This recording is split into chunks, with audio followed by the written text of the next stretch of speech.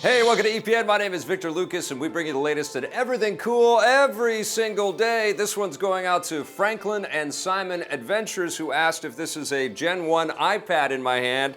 And yeah, it is, because it's got the cool EP logo on it. It still works fine. I can still read my script. Let's get started with your rundown. If you thought losing your 3DS stylus was a problem, get a load of this. Nintendo still hasn't officially unveiled their new console, codenamed the NX, so here's a new batch of rumors. Nintendo filed a patent back in January for a detachable controller device that hooks into the side of a portable or mobile game system.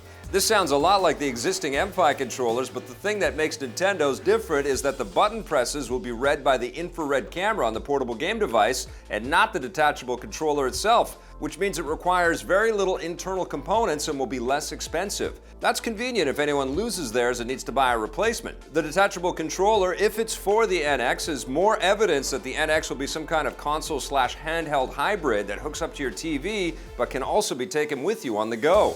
The NX will launch in early 2017, so expect it to get an official unveiling soon. Microsoft wants a slice of that sweet, sweet Twitch action. The software and hardware juggernaut has bought the online game streaming service Beam for a yet undisclosed sum. Beam launched in January, and the thing that sets it apart from Twitch is that it's based around viewer interaction, making it easier for audiences to help control what the player is doing.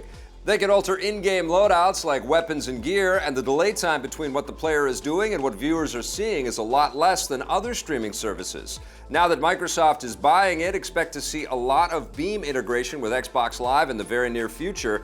They specifically cite Minecraft, which they bought in 2014, as a game that works well with Beam's user interaction, although they stress that non-Microsoft games and platforms will still be supported by the service now that they're in charge.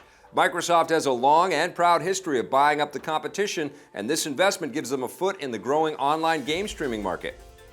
If you're tired of Pokemon Go, you can get up and go with another mobile game. Square Enix has announced that Deus Ex Go will hit iOS and Android devices on August 18th. The game has absolutely nothing to do with Pokemon Go and is the latest in the Square Enix series of Go games, following Hitman Go and Lara Croft Go.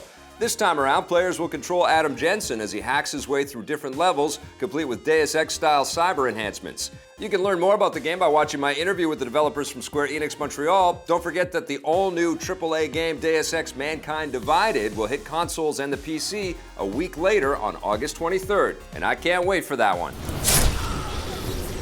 Han Solo isn't going to be the only scoundrel in his new spin-off movie.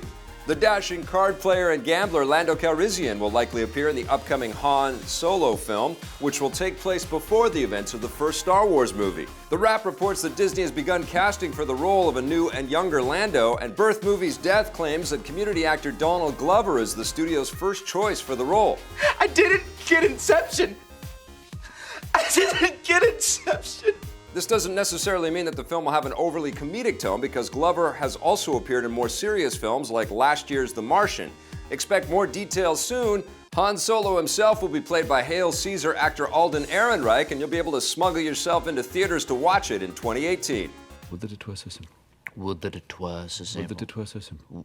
I'm trying to say that, Mr. Lawrence. Lawrence, That's not the only Star Wars spin-off movie on the way. You've probably already seen it, but take a look at the latest trailer for the first Star Wars spin-off movie, Rogue One. It gives us a better look at the characters and story, which will focus on the ragtag group of rebels who steal the Death Star plans right before the events of the first Star Wars movie. Let's take a look. Are you with me?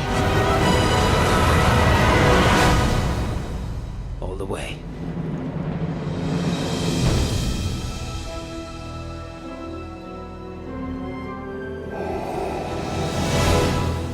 It's good to see that the Dark Lord of the Sith will be back in action. Because this is a spin-off, the filmmakers are going for a more gritty style than the main Star Wars series, with lots of handheld camera work. We can't wait to see more. Rogue One will ignite the rebellion in theaters on December 16th.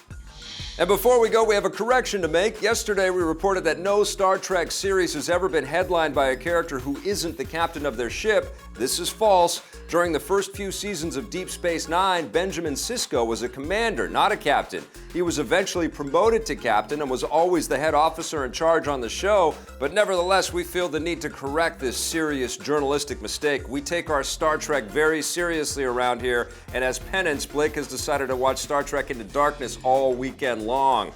Thanks to YouTube user Enigmatic Penguin for pointing it out. We'll be back on Monday with a brand new rundown for you guys. Thanks for watching, everybody. Have yourselves a great weekend. Except for you, Blake. We all make mistakes. Hey, thanks for checking out that video on our EPN channel. It's just one small part of the things that we make around here. So if you liked it, don't forget to check out some of our other vids and hit that subscribe button.